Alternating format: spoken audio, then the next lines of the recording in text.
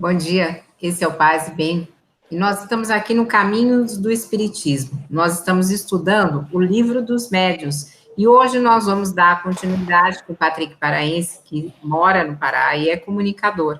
E nós vamos estudar o capítulo 5. Esse capítulo vai falar das manifestações espontâneas. Então, ruídos, barulhos, perturbações, arremesso de objetos, todas essas coisas existiram no tempo de Kardec. E Kardec vai observar e vai explicar isso para que não para que não fiquemos acreditando no maravilhoso e no sobrenatural. Mas antes de nós começarmos, vamos primeiramente nos unindo em pensamento, vamos nos unindo a Deus, essa inteligência suprema, pedindo pela nossa autoeducação, pela nossa transformação moral. Nós sabemos que o conhecimento é a base de tudo isso, é a base do espírito, do corpo, das emoções, e para isso é que nós estamos aqui, coletivamente ligados, nesse momento, com esse ímpeto de transformação. E assim, serenando os nossos corações, nós vamos então convidando a todos vocês para estudarem conosco. Então, nós vamos começando dizendo o seguinte, Patrick, nós vamos passar aqui rapidamente pelos ruídos, barulhos e perturbações, que na época de Kardec isso aconteceu muito, e até hoje as pessoas, né, acreditam quando acontece em casas mal assombradas e tudo mais. Então, bom dia, e vamos conversar um pouquinho sobre esse tópico? Bom dia, Carla, bom dia a todos os companheiros do Paz e Bem, a todos aqueles que estão acompanhando aqui o caminho do Espiritismo, aos nossos companheiros do Sejus. É muito gratificante estar aqui com vocês novamente. Na verdade, esse capítulo, o 5º capítulo do Livro dos Médiuns, ele tem diretamente a ver com o que nós estamos fazendo aqui nesse momento. Afinal de contas, o início dessas manifestações espontâneas, ela despertou a curiosidade na sociedade, na época de Kardec, a partir dos fenômenos das mesas girantes e outros fenômenos que levaram muitas pessoas a iniciar os estudos acerca de manifestações espirituais. Foi isso, despertou a curiosidade de Kardec. Então, eu posso dizer que sem esse fenômeno, sem essa necessidade de comunicação, nós não teríamos tido a decodificação e nós não estaríamos hoje conversando sobre os caminhos do Espiritismo. Legal. Então, é importante a gente entender o seguinte, que de todas as manifestações espíritas, a mais simples e mais frequente são os ruídos e as pancadas, conforme consta no Livro dos Médiuns. E, nesse caso, a gente às vezes até fica na ilusão, será que isso é uma manifestação espírita, ou será que não? Naquela época, mais ainda, porque se desconhecia esse tipo de manifestação. Então, o vento faz barulho, agora vocês estão ouvindo a chuva, então a pessoa, ela tem que sempre olhar isso com cuidado, e por isso que Kardec vai escrever esse tratado de metapsíquica, porque os ruídos espíritas, normalmente, eles têm um caráter especial, eles têm uma intensidade especial, um timbre variado, então eles são mais facilmente reconhecidos, porque as pancadas, ora são secas, ora são surdas, ora são fracas, ora são leves, e aí Kardec vai discorrendo sobre tudo isso de forma muito racional. Então, eu vou passar de novo para o Patrick para a gente continuar falando por que não devemos ter medo disso, né, Patrick? Não, primeiro porque esse tipo de manifestação, como você falou, ele é muito habitual, né? Hoje mais raro, porque pegando o contexto histórico, naquele momento, não se tinha um esclarecimento ainda acerca do plano espiritual, como se tem hoje, então aquelas manifestações, elas eram realmente para gerar essa repercussão, para fazer com que os homens se debruçassem sobre isso. Mas, na verdade, não devemos temer, porque a simplicidade dessa manifestação se dá pela necessidade de contato, né, com várias inspirações dos nossos irmãos que estão no outro plano conosco. Então, é importante, e acredito que a obra kardecista orienta até como você fazer esse tipo de contato. Nós não devemos ter medo, porque no primeiro momento o misticismo que gira em torno disso, né, leva leva muitas pessoas por ignorância até a não compreender que necessidades na realidade são irmãos que de alguma forma tentam contato conosco, então é importante estudarmos muito, ter esclarecimento de como lidar com isso.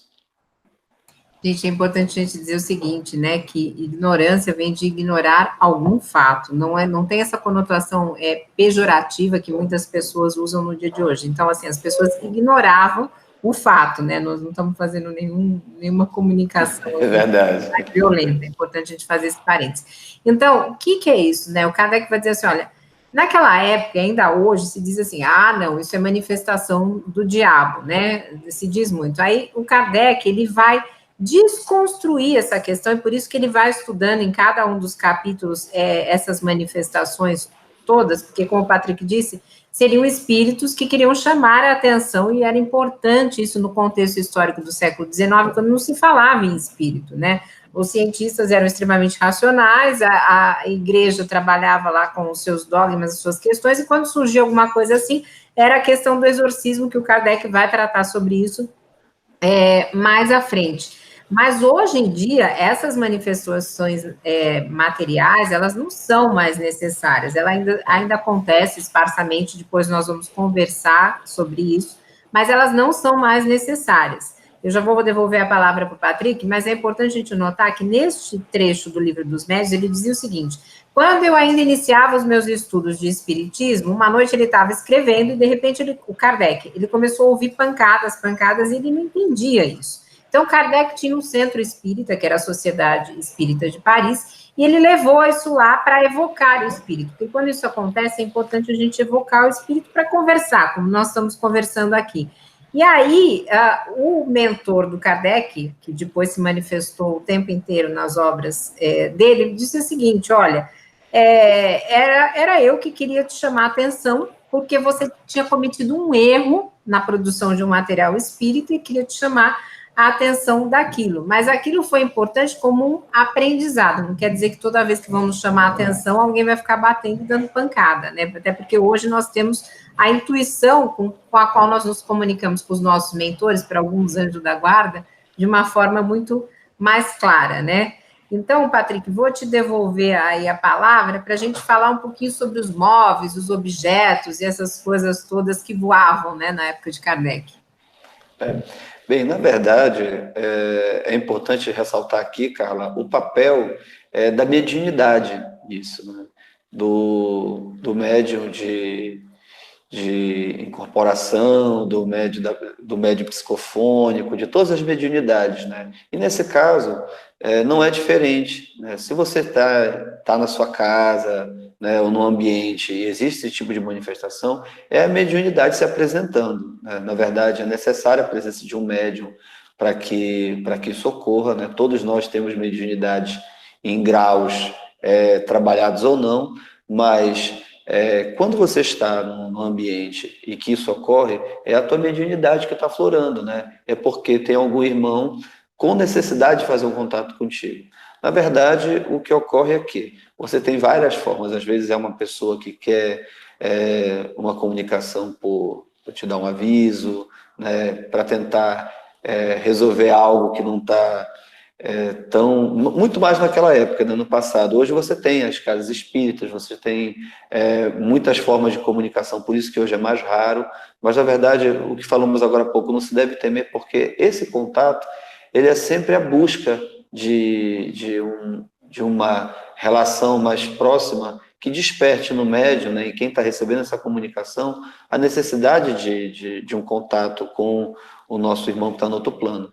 Então, na verdade, é importante que a gente compreenda isso sem superstição, né, sem misticismo, porque, na verdade, nós entendemos que nós estamos em planos diferentes, né, mas vibrando em torno dessa necessidade de evolução. Né? Então, tem, obviamente, espíritos que, em conhecendo o ambiente ou a pessoa que está recebendo a comunicação, ele brincam também, né? Eu acho que mais lá na frente nós vamos falar sobre isso, né? Que também tem espíritos que acabam, de alguma forma, se aproveitando desse momento, de acordo com o grau de evolução, né? Para também causar algum tipo de perturbação, mas isso não é o habitual, porque até eles mesmo, esse espírito que está estabelecendo contato através desse tipo de manifestação, ele tem na presença dele um espírito evoluído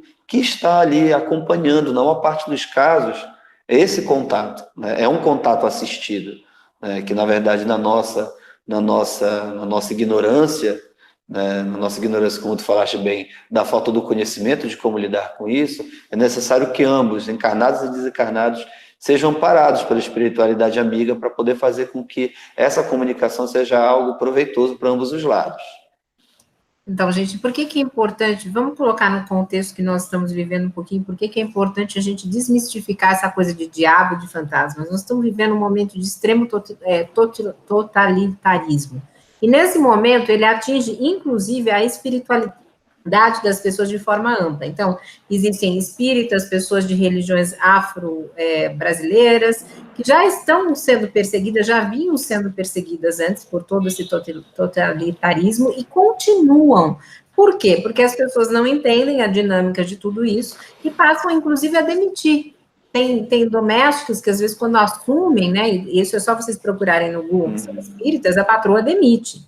Então, assim, é importante nós atualizarmos Kardec no momento atual, porque antigamente, se ele já havia essa percepção, hoje ela se torna mais enfática. Então, o que o Kardec vai dizer o seguinte? Ele vai dizer assim, olha, os móveis, objetos, tudo isso que voa, é uma questão, como o Patrick já disse, que tem atrelada à mediunidade, e nós vamos desenvolver mais aqui. Precisa ter um médium, e mais para frente nós vamos falar de mediunidade, que é uma faculdade orgânica, e dos tipos de médium que nós temos.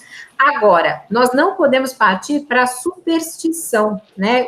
A começar a taxar essas casas de casas fantasmas, porque quanto menos medo nós tivermos, isso está no livro dos médiuns, dos espíritos, mais familiarizados nós estivermos e esclarecidos dos processos que ocorrem, como eles se manifestam, e como não é uma legião de demônios, mas são só espíritos em outros estados evolutivos que fazem isso, mas nós vamos conseguir afastar esse regime que tenta oprimir as outras formas de espiritualidade. Então, isso também passa a ser um movimento político, não só um movimento de espiritualidade, sem nenhum proselitismo.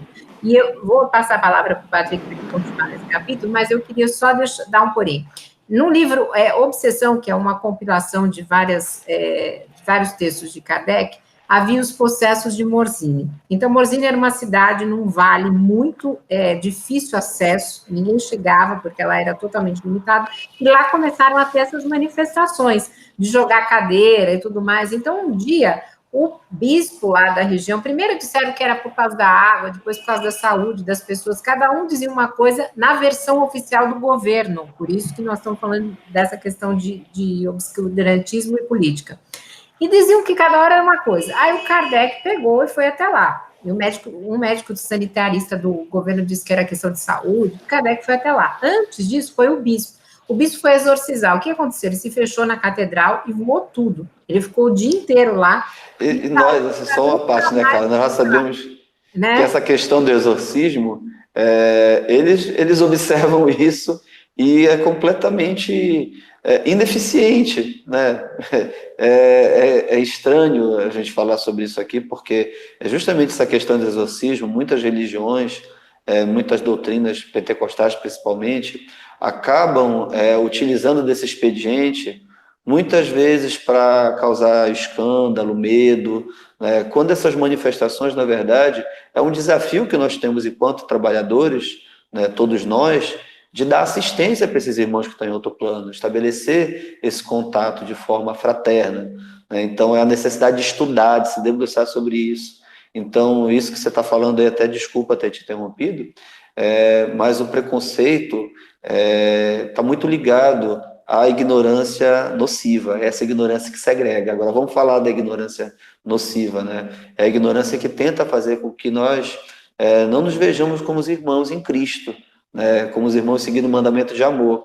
Então é mais fácil atuar na divisão através do preconceito, da não aceitação do outro, da não compreensão, né, para que nós não possamos fazer aquilo que foi a mensagem de Cristo, nos amarmos como irmãos e compreender que todas as doutrinas, se estiverem empenhadas na feitura do bem, nós vamos seguir, sim, fazendo a obra de Deus. Então, esse preconceito que segrega, que dispersa as pessoas, é o terreno fértil que a intolerância está brotando esses frutos que a gente está vendo hoje em dia. Então, aí só eu vou dar continuidade a falar do Patrick, mas só é importante lembrar que daí Kardec foi até Morzine, naquela época ainda de charrete, com aquela dificuldade toda, e percebeu que era um fenômeno mediúnico. E a partir disso, começou a se espalhar por toda a Europa, essa questão de tudo girar, das coisas. Por quê? Porque era necessário, porque espírito superior não vai fazer esse tipo de comunicação, né? Mas era necessário para chamar a atenção do mundo para a divulgação do espiritismo, por isso que aconteceram esses fenômenos. Agora, vamos supor que alguém esteja passando por alguma situação, se bem que é raro no dia de hoje, é importante frisar isso, né, enfaticamente é raro, mas esteja passando. Então, procure uma sessão mediúnica, né, ou uma casa espírita, e lá você vai ser orientado para que a mediunidade seja educada, por isso. Quando o Kardec produz esse guia dos médiuns, né, que é o livro dos médiuns, é justamente isso. É uma educação da mediunidade para que a gente possa entender tudo sem medo, sem pavor, entender que quem está do lado de lá é quem já esteve do lado de cá. A única diferença é que não tem corpo e que nós continuamos coletivamente nesse relacionamento, né? Então eu vou voltar para o Patrick, mas é importante essa questão não só do amor, mas que a gente entenda que esses fenômenos são operados por espíritos inferiores, mas que muitas vezes tem um espírito superior que está dando permissão para isso quando existe a necessidade, que nem existia à época de Kardec, de que de que as pessoas tomassem contato com esta nova realidade, né, que era o caso na época do Kardec. E é importante a gente distinguir aquilo que é fato daquilo que a gente cria também, não é tudo que é de espírito, né? Então, eu vou voltar aí para o Patrick. Patrick, o que mais que você gostaria de comentar aqui sobre esse capítulo? Vamos continuar. Na verdade, assim, a importância da gente compreender isso de forma fraterna é também entendendo como um desafio, né? Eu acho que o Espiritismo, enquanto doutrina, enquanto ciência, né, ele nos força muito a nos debruçar, primeiro, sobre o contexto histórico que as obras básicas foram feitas, o nível de compreensão, tanto dos nossos irmãos encarnados que receberam o contato, quanto dos desencarnados que estavam fazendo contato. Por isso que nós temos que seguir estudando e transformando sempre a doutrina, porque ela não pode ser estática, porque justamente ela tem essa necessidade cosmopolita de comunicação com todos, encarnados e desencarnados. Mas o que eu posso te falar é assim, o que hoje, por mais que seja muito raro realmente esse tipo de comunicação, é importante o conhecimento para que nós possamos direcionar, né, direcionar esses irmãos que estão necessitando de comunicação para uma casa espírita, para um espaço de prece, e dizer aos nossos irmãos, aos nossos companheiros de espiritualidade que têm algum tipo de contato, da importância, e falar um pouco da importância do Evangelho no lar, né? Porque quando você consegue, não só do Evangelho do lar, mas você que não é espírita, de praticar prece, oração, de estar vibrando positivamente em Deus, para que o teu ambiente seja um ambiente que seja direcionado, né, à inspiração da espiritualidade superior. Então, isso vai fazer com que, se tem um irmão desencarnado que está necessitando desse tipo de contato, ele será amparado de alguma forma, né? Você que é espírita, que está nos ouvindo, né, a prática do Evangelho no lar é importante, porque faz com que o ajuste da tua casa, né, o ajuste das energias da tua casa, possam, primeiro, evitar que espíritos inferiores que não tenham um contato direto com a tua história, com a tua vida, né, possam ter isso evitado. E você pode acabar tendo algum tipo de contato com espíritos afins que você tem relação, né? Agora, sempre, obviamente, direcionando, se houver esse contato, mesmo que raro, para que esse espírito seja tratado no ambiente adequado, né, que é o ambiente da casa espírita, que você consiga dialogar. Por isso eu reforço aqui a importância de nós praticarmos o Evangelho no lar, nesses casos. Gente, primeiramente, deixa eu fazer um parênteses, esse não é tema desse capítulo, mas já que o Patrick mencionou, o que é o Evangelho do Lar? O Evangelho do Lar é uma prática de conversa, de leitura que você pode fazer semanal, num dia e horário fixo. Então, você pega esse dia e horário fixo, faz uma prece inicial, uma leitura do Evangelho. Nessa leitura do Evangelho, depois você faz uma vibração meio que simplificada, cada um tem uma fórmula, eu estou dizendo a minha, e faz uma prece de encerramento. Para que é isso? A gente não faz faxina em casa toda hora, então é, entre aspas, uma faxina, na verdade, uma proteção espiritual para o nosso lar. Agora, o nosso lar, que eu digo é a nossa casa, não o livro do nosso lar, tá? Agora, o que é importante a gente perceber? Que assistidos, na verdade, quando a gente usa essa palavra assistido, eu tenho um pouco de cuidado com ela, porque parece que nós também não estamos nessa condição. Nós estamos nessa condição. Então, assim, todos somos assistidos, mas às vezes nós temos alguns espíritos que envolvem o nosso lar e que através ouvindo esse evangelho, assim como nós também estamos ouvindo, eles vão se modificando. Então, se eles são endurecidos, como nós estudamos lá no livro dos Espíritos, aos poucos eles vão se modificando, vão procurando, porque às vezes a pessoa, o espírito só está lá porque ele nem sabe que ele está lá, às vezes ele está lá porque ele acha que ele tem que acompanhar a outra pessoa lá da casa, às vezes ele está lá porque ele caiu de paraquedas lá. Então, nós temos que coletivamente irmos o quê? Praticando aquilo que Jesus nos ensinou, amar a Deus sobre todas as coisas e ao próximo como a si mesmo. O próximo, ele pode estar aqui, carne e osso, ou pode estar na erraticidade e continua sendo o nosso próximo. Voltando aqui ao capítulo, depois, se vocês quiserem, a gente pode fazer um caminho especial detalhando essa prática do Evangelho do Lar para quem quiser seguir semanalmente, no dia e horário fixo, e realmente traz uma harmonia muito grande para o lar. Então, vamos voltar aqui. Então, por que essas manifestações aconteciam? Elas eram provocadas para convencer os homens. Então, Kardec vai dizer o seguinte, olha, ateus e materialistas, por exemplo, muitas vezes eles não acreditam, né, em Deus. Então, de repente, começa a voar o objeto lá, ele percebe que ninguém está movimentando aquilo, não tem como ser humano, ou a mesa, no caso, vai se mover e vai responder a perguntas. A pessoa fica em dúvida. O próprio Kardec era cético, ele chegou lá e falou, não, isso aí eu vou ver, mas é alguma outra coisa, né, começou a pensar. Então, é por isso que acontecia, para que as pessoas pudessem despertar da incredulidade. Não quer dizer que nós vamos convencer ninguém, porque o espiritismo não faz proselitismo, né? E aí tem nesse trecho do livro um diálogo com um espírito perturbador de uma rua que se chama, não sei ler muito bem francês, Noyes, acho que é o Noyer, não sei como é que lê. Mas depois eu conto para você. Deixa eu voltar para o Patrick para ver o que ele quer complementar desse capítulo. Não, assim, e nessa fase é aquilo que eu trabalho com educação e eu posso te falar assim, quando tem muito aluno, muita gente querendo falar, né, é necessário direcionar. Então, o papel dessa comunicação foi esse direcionamento. Era a necessidade de repercussão que se tinha, porque você tinha ali muitos espíritos com necessidade de, não só de provar aos homens, mas também de resolver pendências, né? Então, sabiam que naquele momento era necessário esse escândalo geral no bom sentido, né? Para que houvesse por parte de nós encarnados o envolvimento da ciência, do trabalho, né? Para que esse mundo pudesse começar a ser desvendado de forma não, podemos dizer assim, um termo não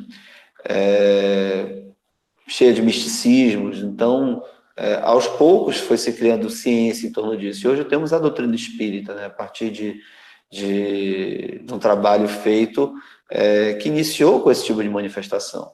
Né? Então, o que é importante, olhando o contexto histórico, no século XIX, cara, principalmente na França, chegavam-se a lotar até teatros, né, para esse tipo de manifestação, ou seja, os espíritos eles estão vibrando no outro plano. Hoje eles estão muito mais contidos porque já tem espaço para esse tipo de comunicação, né? Mas naquela época eles estavam querendo falar, eles estavam querendo se manifestar, né? Ou seja, eles não são acanhados, eles não são tímidos, tanto que as mesas giravam mais rápido que os olhos podiam ser vistos, muitas vezes, né? Então, é por conta justamente da força que a gente pode estabelecer, que tem no outro plano, a necessidade dessa comunicação mais forte. Hoje isso está organizado em ciência, hoje você tem obras que te orientam isso, ou seja, acaba que realmente são espíritos no nível menos evoluído, que ainda usam desse expediente, né? Aqueles que estão em busca de uma orientação e que vão ser direcionados num trabalho em conjunto entre nós encarnados e os espíritos superiores, para que isso seja direcionado para a forma de esclarecimento. Então, é importante que nós observemos isso sem muitos dogmas, né? Porque também esse misticismo que foi falado aqui no início atrapalha bastante você compreender esse capítulo, principalmente, porque, às vezes, quando nós somos muito suscetíveis a ficar impressionados, qualquer coisa parece algo dos espíritos, né? Você está impressionado e tem um vento, ou então uma dobradiça que está faltando óleo, você acha que é um espírito que quer falar com você. Não, não é assim. Como você falou bem aqui no início, tem toda uma sensibilidade para você compreender, e muitas vezes essas manifestações, elas interferem também em ti, com relação a como você absorve essa informação, né? O teu corpo também dá alguns sinais, né? Para que você possa compreender que está havendo sim uma manifestação espiritual, uma necessidade de contato com você. Legal, vamos lá. Então, vamos voltar aqui a esse diálogo com o espírito perturbador aqui, de Noé, que eu não sei como é que fala, quem souber me corrija aí nos comentários, por favor. Então, ele fala assim, se tinha que me chamar, você quer umas pedradas? Ele já começa assim, o espírito, quando é evocado. E aí, nessa conversa, ele vai falar que ele achou um bom instrumento dentro da casa, que quer dizer, uma médium, que ajudava ele a jogar os objetos, a sumir com as coisas, que era uma criada, mas a pessoa não sabe que ela tem essa mediunidade. Então, acontece lá dentro, acontecia na época de Kardec, às vezes acontece ainda hoje, mas ela não sabe. Aí pergunta o que ele quer com isso, se ele tinha algum objetivo na vida. Então, ele fala assim, não, eu estou vagando do lado de lá, então eu queria me divertir. E o Kardec, no livro dos Espíritos, que a gente já estudou, ele vai catalogar as classes dos espíritos, e aí tem esses espíritos que são levianos. Levianos porque o mal para o espiritismo é o desconhecimento do bem. Então, a pessoa ainda não conhece. Por isso que quando a gente bate papo na casa espírita, dentro da ciência espiritual, com esses espíritos, um dos objetivos é despertar, porque a gente não está lá para convencer ninguém, mas no diálogo amoroso, tentar mudar o nível de consciência da pessoa. Então, ele fala assim, olha, eu não tinha nada para fazer, eu tinha um mestre, e aí ele fala que o mestre dele era o rei Luís. Na verdade, era um espírito um pouquinho mais elevado, que usava disso para que naquela época as pessoas tomassem conhecimento do espiritismo.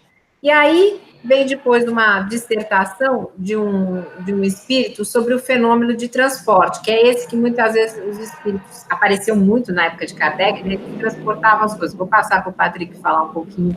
Na verdade, até tem uma passagem na literatura espírita sobre isso, que o próprio Kardec, quando o espírito se manifesta dizendo que podia atirar um objeto nele, né, ele o desafia, né? Não desafia no bom sentido, ele, na curiosidade de cientista, né, gostaria que o espírito fizesse, né? O espírito responde que ele não faria isso porque o espírito superior estava lá e não permitia. Então, para que nós possamos entender que, por mais que tenha esses espíritos com dificuldades de comunicação ou com essa necessidade mais básica de comunicação, você tem que ter a noção de que ele sempre vai ser assistido, está sendo acompanhado por um espírito superior. Então, gente, vamos lá. Então, o fenômeno de transporte não tem nada de maravilhoso nem sobrenatural. O que acontece? Nós temos o perispírito, que foi uma aula que a Ângela deu lá no Caminhos do Espiritismo. Então, o perispírito é que nem aquela, quando tem um abacate, então tem as várias partes, aquela endosperma, é aquilo, é o perispírito que é semimaterial. Então, o que acontece?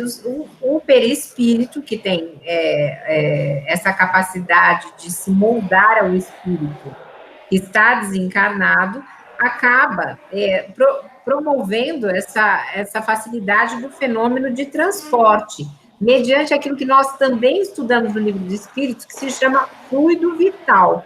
Então, tudo isso acontece de uma forma muito lógica e científica que o Kardec vai explicar nesse capítulo. Quem puder, leia o fenômeno de transporte.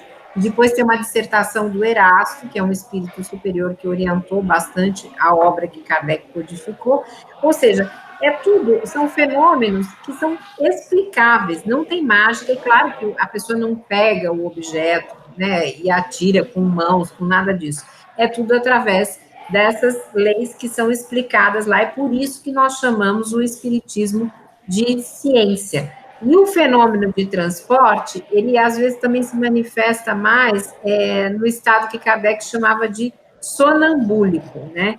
Então, a gente já está chegando aqui a bastante tempo, eu vou passar de novo para o Patrick, fazer mais considerações dele, e depois eu vou observar algumas coisas que Erasto deixou aqui nesse capítulo. Então, Patrick, com você.